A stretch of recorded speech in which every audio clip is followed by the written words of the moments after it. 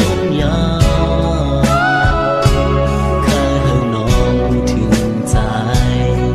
แต่ใจอำจางเฮ็ดไหลกับน้องมี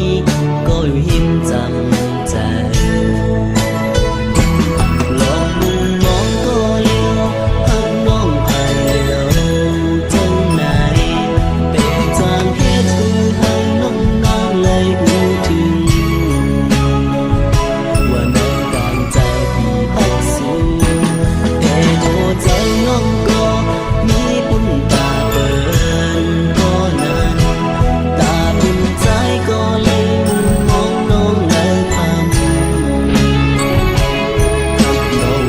ก็ยันเอาสู่น้องอำด้วยถึงใจเลยหักน้องเดินกันก็เสียใจเราที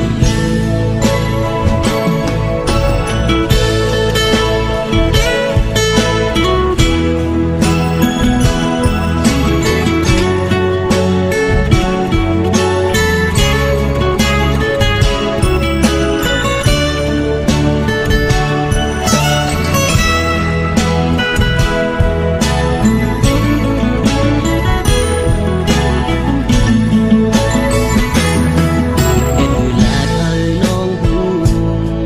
พูดถึงใจใจไหน